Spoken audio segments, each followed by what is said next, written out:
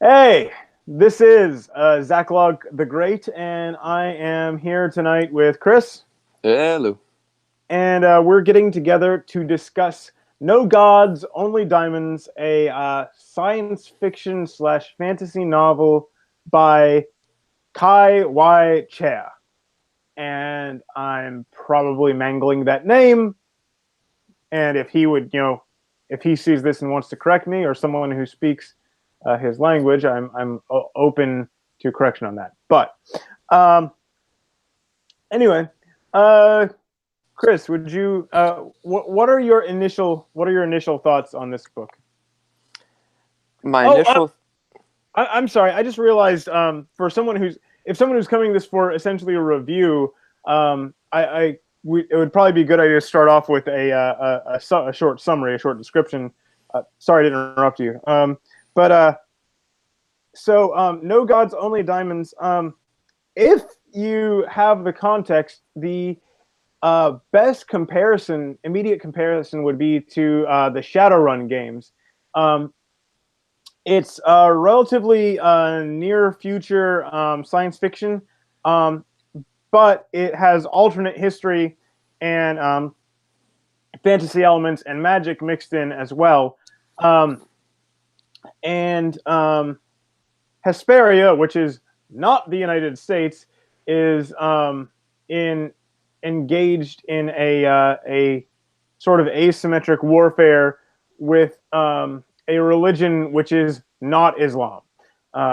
Would be and The main characters are a group of covert agents working for not the United States, also known as Hesperia in this case. Um, and is that does that cover get people into the book? Do you think, Chris? that pretty much covers it. Yeah, and so it starts off with the main character Luke Landon. His team, uh, the Hesperian government has gotten information about a very powerful demonic summoning that Persian mages are attempting, and his team has been sent in to stop this and kill the scientist slash mage in charge of it.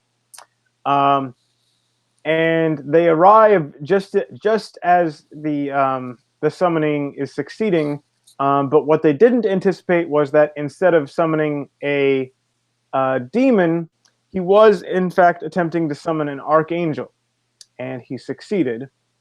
And this archangel, upon his arrival, um, secretly, without anyone else knowing, spoke to Luke Landon, the main character, effectively laid his mark on him, told him, "You're working for me now." And a large part of the rest of the novel is Luke Landon figuring out what that means. So, anyway, like I said, Chris, your initial thoughts. My initial thoughts were that the book is good. It's enjoyable. It's has some interesting world building, some interesting magic, but it is marred by a few decisions the author made that make it kind of difficult to get into. And I think some of the ways he presents stuff kind of robs them of the impact they should have. For instance, like you just described the beginning where they're going into the summoning, we as readers are new to this world. We have never seen what a summoning is supposed to look like. So being introduced to it in this summoning that's going like really wrong or like working in an abnormal manner, we don't know what parts of it are normal and what parts of it aren't. But the main character, Luke, we're seeing things from his point of view. He's seeing that things are off, but it's not related to us exactly which parts are weird and which parts are normal while it's happening. And we sort of have to like piece it together with information later. And I think that just sort of robs that of any like real impact. Because if we knew the way a summoning was supposed to go, if we were introduced with a normal one, then when the weird stuff happens, we'd be like, oh man, something's going on here. Right. But as a new reader, like it's all strange. So there's just a weird disconnect between what the main character is relating and what we're seeing, because we're operating with such a different level of information. Well, and that's also a problem that shows up in a fair bit of science fiction fantasy, which more mainstream literature doesn't have to deal with, which the it's sometimes called an info dump, where instead of just having to explain the characters and their immediate situation, you have to explain how the world works and what are the different rules that are holding place in this world. And it's always something a science fiction fantasy author has to navigate around, and you see it done better and worse. And I think you see things done better and worse, even in this novel at different parts. Because what you don't like to see is just these 3-page long stretches of exposition about something that these characters don't have to think about at all. That's just like part of their world. Yeah, you can read Neil Stevenson if you want that sort of thing. Yeah, and now that's probably fair enough to say about him. At the same time, he does make it interesting. Yeah. The first thing I heard about Neil Stevenson was from someone had a quote from one of his books, and it was a couple of pages about a guy eating Captain Crunch and the correct way to eat Captain Crunch, and Neil Stevenson manages to make that fascinating. So even if it's he writes great stories interspersed with college textbooks. Yeah. So, but to kind of compare it, it's like you have different approaches towards this sort of thing. So I think like, okay, Jim Butcher and the Dresden Files. Well, those stories are related where Dresden is telling the story. So if something needs explanation, like he can just take a few paragraphs to explain what goes on and then get back to the story. Or you have, like, say, Mistborn, where Chris. Yes. You keep. I hate to do this. You keep cutting in and out. Do you want to try? Do you want to try disconnecting and coming back in? Okay. Sorry. To my viewers, we will be with our regularly scheduled programming in just a moment once we have hopefully dealt with these technical difficulties. And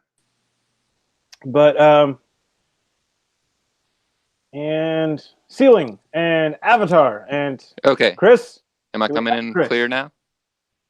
Well, keep going. You were talking something about Jim Butcher. Okay, yeah. So with like Jim Butcher in the Dresden Files, he's basically telling you the story. So if something needs explanation, he can pause and then explain what needs to be explained and then jump right back into the story. Or you have, say, with the Mistborn series by Brandon Sanderson, like you kind of get introduced in that world where like you see these characters using these powers, but those are like the accepted powers for that world, where the common people might not know exactly how they work, but it's known that they're there. And he doesn't introduce the stranger stuff until later when you're already comfortable, where you can appreciate that it's unusual. Yeah, and the other thing, actually, I'm glad you brought up Brandon Sanderson, because I was going to talk. I wanted to talk a little bit about the way magic is described and practiced in the world of these books. and I'm trying to remember Covenanter Chronicles, or the Covenant Chronicles, something like that. The name of the whole series, because this is intended to be the first of a series. The second one exists, Hammer of the Witches, which I've also read, and maybe we'll get to talk about. But we'll talk about another time. But one thing that occurred to me when I was rereading this recently is that it seems to me like Cheah was trying to a little bit recreate the idea of Star Wars and the Force with a light side and a dark side, but instead of just being this not very clearly defined like moral kind of distinction, he's actually laying out like a kind of magical almost like the kind of thing Brandon Sanderson does, where he clearly lays out a set of mechanics for how like different parts of the magic work. And Cheah is doing some of that, although not quite as detailed. Right, and those aspects of it were nice and interesting. And so, yeah, in this world, there are, I think, three different like fictional materials. There's Nithium and Ethereum, and I think there's another one.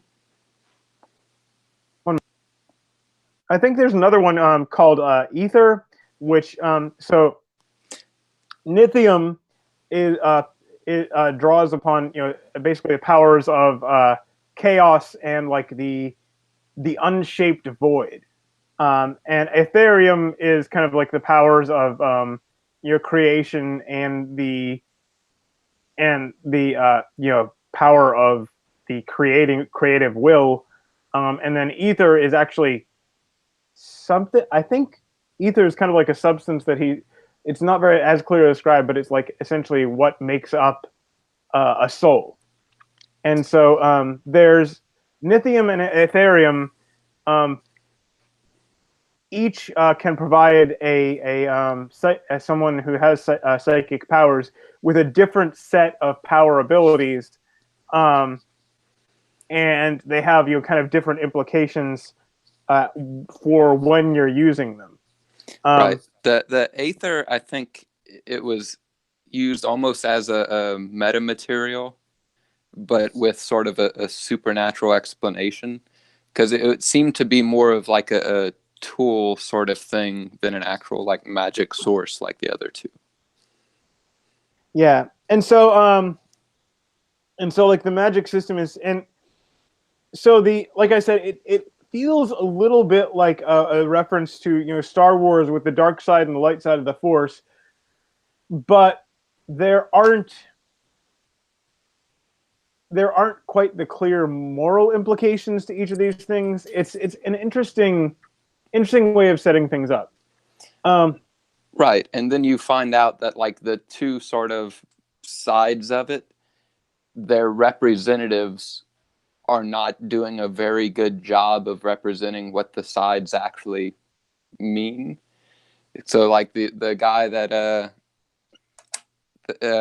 that covenants with the main character, he's basically like supposed to be one of the bad guys, but he's like, oh no, the people that you're fighting against, they don't really represent us. Well, okay, and that actually leads me. Okay, the archangel is Al Hakim Al Dunya, is the name of the archangel, who was basically put on task to watch over this world by the Source, who in that religion's mythology was the creator. And one interesting thing with this book is like, if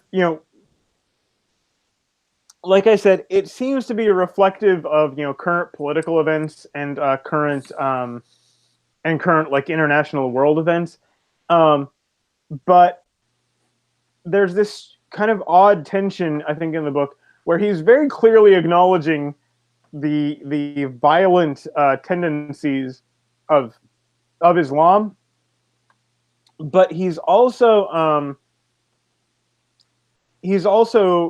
doing this thing, which is kind of a like Muslim apologist talking point, which is, oh, those people don't represent what real Islam, or it's not what Islam is supposed to be, and so it feels kind of odd to see both of those things in this same book. Well, not only that, but it also turns out that these, violent extremists were funded by the, not Americans, that was why they came to power in the first place. Um, I where is that? I don't recall that point. I'm not saying that's not correct, but I don't remember. Uh, I think it's basically like how the way the U.S. had funded like and trained like the Taliban and stuff, Right. where it's like they caused a lot of destabilization in the region, and like sort of sent some funding to these individuals. Okay. Well, and it's also kind of in parallel to our own world. Instead of the Middle East on our Earth being a prime source for the the strategic resource of oil, on their world, it's the Middle East is sitting on top of the largest lithium reserves in the world, and so it's not quite the same, but it has some of the same practical effects. Um, but one other thing, and I kind of regret this, but like apart from the main characters, there's three main characters. There's Luke, there's Pete, and there's Eve or Eva, depending on when they're talking to her, because she has a couple of different names. But apart from those three main characters, um, there's not a lot to distinguish most of the other like there's three or four other secondary characters, and I can't tell them apart from most of it. In fact, like I noticed this because I read the second book, and it doesn't start out with those people. It starts out with Luke, Pete, and Eve, and then like some of the others come back about halfway through. I didn't remember them at all, and I didn't recognize them at all. So Yeah, I think O'Connor's the only one that really sticks out in my mind as being sort of distinctive. And then there's also, the Sheik, the sort of villain that you see things from his perspective a few times. yeah, But go ahead. but yeah, like aside from the main players, there's really not a lot of round Character development. characters. Yeah, they don't stick out very much. Although that does remind me, it has the novel is primarily from the point of view of Luke Landon, but then every couple of chapters it has this little interlude section with which are from the point of view of the Sheik, who is kind of the big villain, the man behind the scenes that they're trying to track down and smoke out. And I have to say I really like what Cheah did with that, because it's it's a really interesting contrast, and it's a nice way to like it sets up how the heroes end up able to confront him, and it also builds tension very well, because like you get to see who they're opposing just a little bit. Like you don't find out too much, but you get to see just a little bit of who they're opposing and like what kind of problems they're going to be facing. Um, Yeah, and at first I felt like some of the stuff was a little bit too much, but by the end it's like, oh no, that makes perfect sense why he would put that in there. So that was well done. And to go back just a bit, to be clear, I don't think the lack of characterization for a lot of the side players is a bad thing, because we are seeing everything from Luke's point of view. and he's somebody that does not have like deep roots anywhere. Like he moves around, so he only really cares about people that are kind of useful to him because he's always moving. So you get to know his partner, you get to know, the lady he starts to work with and starts to develop trusts and sort of kinship with. And then you also get to see like O'Connor, because he's their handler. He's very useful. Everyone else is just sort of passing through his life. He doesn't really feel a need to think about them too much. So even though there isn't a lot of characterization besides the main characters, I feel like that was sort of an intentional choice and not a bad thing. I hadn't considered that. That's a good point, and I'll have to think about that if I come back to these, or if we get to if I get to reread Hammer of the Witches, and we get to talk about that at some point. Let's see. One interesting thing, and I like the way he handles this, because Luke, although he's been touched and marked by an archangel, which is like a rung down from a god, he's not, and like this creature has given him abilities which he didn't have access to before. He's not like, oh, okay, well, I guess this is what I'm doing now. He's very skeptical and very worried. Am I on the right side here? Is what I'm doing, like, what kind of creature am I working for? What and what are his ends? Well, from his point of view, it's basically like the devil made a deal with him, and the devil was like, "Oh, no, I'm not really what everyone's made me out to be." So from his point of view, like, he really doesn't know if he can trust this being, but he was also kind of put in this position without any say himself. Right. Well, and that's the other thing, because there is Al Hekam El Dunya, and then later you find out that he had, as a young man, and traumatized, not really in the best emotional state, he had actually personally spoken to this world's Satan, the Unmaker, and he give me a second. He didn't quite make a deal with him, but the Unmaker basically said, "Oh, interesting. I think you'll be useful." And part of his character background, and part of what he's struggling with through this book, is trying to get away from that and trying to undo the harm he already feels he has done, because he believes the Unmaker had used him. And so, like, there's a definite scale, like, to the creatures they're involved with, because there is the Unmaker, the absolute Satan. There's Al Hakim El Dunya, an archangel, and the what would you call him? A leading figure in the religion of his primary earthly enemies, and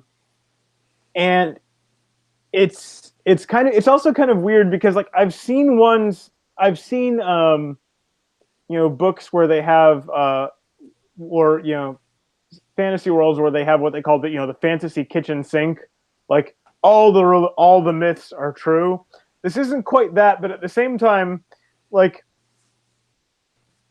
they have this world's version of Jesus, and they have Al Hakim El Dunya, who is a leading figure of this world's version of Islam, who reports to the source, who he says he has personally dealt with, and it's like, well, you can't have more than one. You can have more than one god, in the sense that like the polytheistic religions had. Like you can do that. You can't have more than one. You can't have more than one god in the sense that Christians believe in him. You can't have more than one creator god. Right. Um, You get into the situation that in Terry Pratchett's Pyramids, where all the different gods who are supposed to be gods of the sun basically have like a football match trying to actually do the job because there's dozens of them trying to do it at once. It's like polytheism works if every god has their own sort of designated area. You can't really have them all doing the same thing, like, while still being separate beings. yeah, and so the author hasn't gone too much into like the weird theological implications here, and exactly who eh, what competing claims are true, or if this is a five blind men and the elephant kind of thing. um, Right. And so that's definitely a little confusing. I do really like the idea of the sort of stalemate where you have all the sort of powers gathered around, but nobody wants to be the first person to do something big, because then everyone else at the table can do the same thing from that point. Right, So it's and like that's somebody decides that they're going to designate a human as their agent. That means every one of the powers gets to designate a human agent, and so on and so forth. Any move they make, they are aware that this gives license to their opponents to do the same thing. right, because relatively near the beginning of the novel, uh, Aldunia tells Landon, uh, yeah, there's a theomachy coming up, which is a word I actually had to look up. I don't have to too often. But there's a war between gods about to open up, and this is the kind of beginning stages.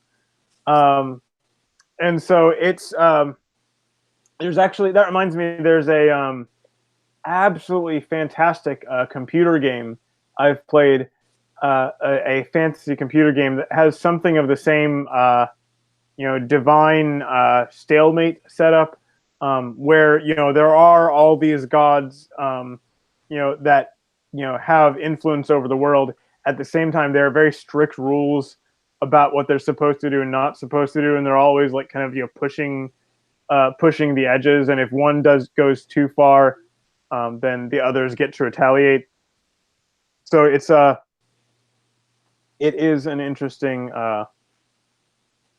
an interesting mythological setup in the background of this, and I hope we get to see more of that. And you do a little bit in the second book. You find out a little bit more about what's going on, because and one thing, the like the title is No Gods, Only Diamonds, which is pretty much how Luke Landon starts this out. That's the mindset he says. He's like, I've never seen any gods.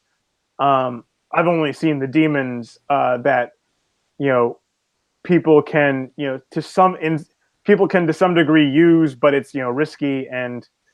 Um, and then he gets by an archangel, and then about maybe a third of the way into the book, he meets someone who's similarly marked and empowered, but not by a demon and not by an archangel, but by one of the effectively Greco-Roman gods, and this Sol Invictus, which so like he starts out with this very dark and cynical view of the whole theology, and then in the middle of all the worst things coming apart, he starts to find out that the world isn't, strangely, in the middle of that, he starts to find out that the world isn't as dark as he thought it was, which is a very interesting contrast between the events of the book and how they're affecting the main character. Yeah. I mean, basically, he's just shaped by sort of that universe's version of 9/11, and that sort of completely colored his worldview. So he was coming out of a really dark place to begin with. And he does sort of learn that there seems to be some good fighting somewhere. If he could just figure out what's going on, maybe he could help that good achieve its ends. Yeah, I from what you've said about this one so far, Chris. By the way, I think you will enjoy the second one. I think you should pick up Hammer of the Witches because it develops some of these things are already here in very interesting directions. Right. Well, I did enjoy this one. It was just there were so many times where I felt like what I was expected to know and the information I was actually given just did not match. Like I actually started reading this one and I felt like I was jumping in the middle of a series, so I actually went and double checked. Nope, this is the first book. And really, that was sort of the biggest thing. And then he also will present like a term or say an organization, and then he'll use like either the organization's initials or some like short version of that term like almost immediately, where it's like you get to it a few pages later and it's like, wait, what was this again? He just kind of rushes a lot of this stuff, and I really feel like if there was just a little bit better of an intro, or even if there was like a short story sort of giving a brief overview of this world, how the magic normally works, how summoning normally works, I think that would make the book as a whole much stronger. Yeah, I can see how that would help things out. One other thing I found interesting, and this is going to sound like a put down, and I don't mean it that way, but it will probably come off that way a little bit. Um, the way the book is structured toward the end honestly kind of feels a little bit like a video game. Um, because like they've been working through these they've been working through trying to track down where all these things came from, who's setting this up, who's leading who's doing leading these terror attacks. They managed to break into the guy's airship. This this world has blimps, so magic, demons, magic, and blimps. But they managed to infiltrate the guy's airship and attack him there. And in the middle of this, I don't know how else to describe it. There's a boss fight. And they've confronted Daimons several times before, and they've had to two of them actually had to help cut short help. What would you call what they did with the attack at the mall?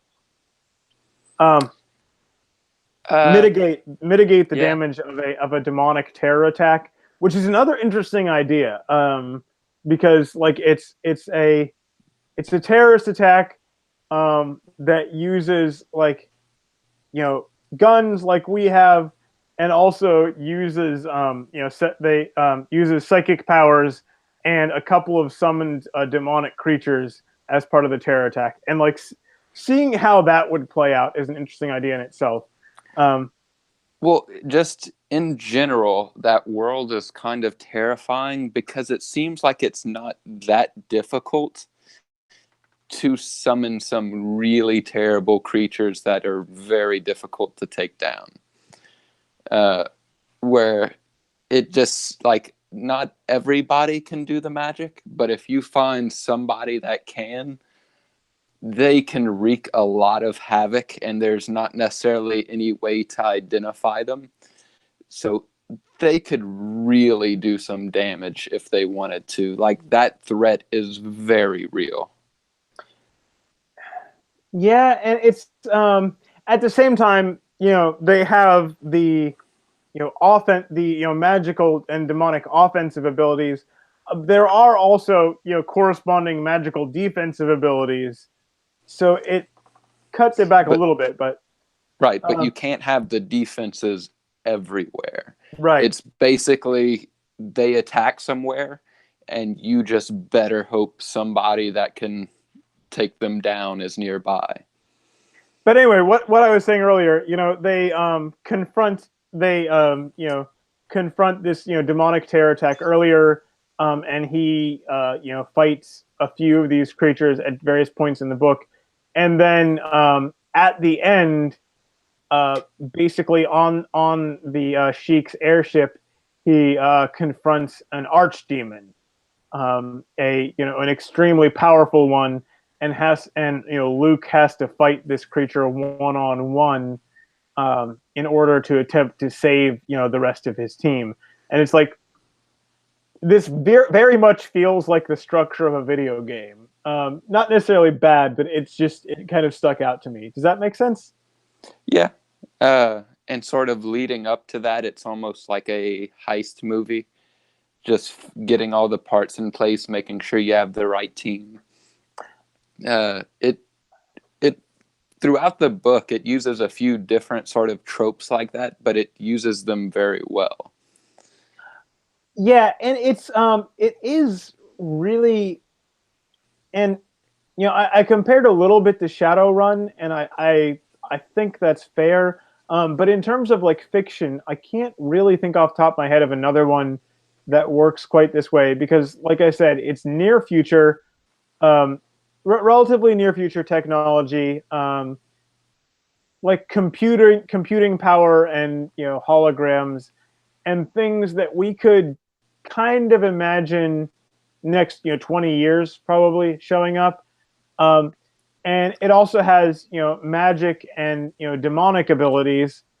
I have then, read one book. I think it's by Charles Stross. It's one of the Laundry Files, and it has a similar sort of vibe in that magic is real, but it's all math based.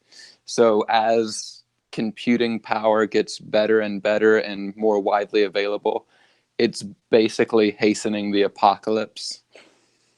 but yeah, and so it has those two elements, relatively near future technology, magic / demonic abilities, and mixed in with that, it also has a covert ops spy novel, and I mean, I don't think it's perfect, but I think he manages that combination pretty well, and it's definitely a fun read. One, well, go ahead. Yeah, it's very unique. I think it's kind of hard to explain, but I've never read a book that gave me such a like pure Republican vibe. Like, do you understand what I'm saying? A little bit, and Because it's basically completely about sort of like a fantasy war on terror. yeah, and Uh, well, it's and the very, other, very much okay. The government itself can't handle this through normal means, so we're gonna send somebody in like they're like Rambo or some sort of '80s action movie. well, and the other thing with that, and I had intended to mention this off the bat, so I'm glad you reminded me. This book is published by Castalia House, um, which is the publisher of I'm not sure if it's his. he said it's not exclusively his company. But I don't know, who else is, at the helm.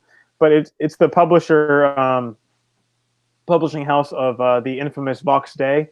Um, I believe he's been titled the most hated man in science fiction. Um, and so it's like you said, the most Republican vibe you've ever seen. Um, no matter the personal inclinations of the author, um, to be published with most mainstream with you have to be really careful about that. You can't like you have to tone that kind of stuff way down. So yeah. One other thing, talking about the political thing, and I don't know, like I was thinking about this earlier, and I don't know. I'm kind of curious, given that this is very reflective of the current, political and international situation.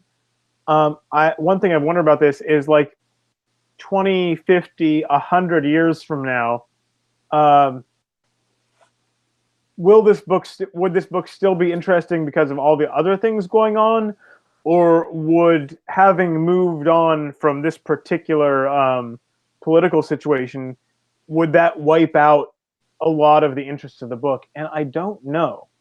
Um,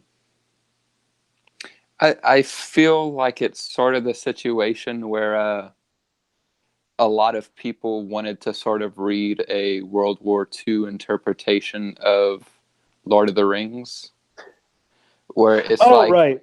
that would have definitely influenced Tolkien, but it's not necessarily what the books were about. I can very much see that because, like, at the time they well, actually, those were probably written around World War II, but they weren't published until a couple decades later. But much closer to it seems obvious. Oh well, he's obviously writing about the West versus the Nazis, or about the West versus the Soviet Union, and he's like, no, no. I mean, it may have something to say about that situation, but that's not what I'm writing about.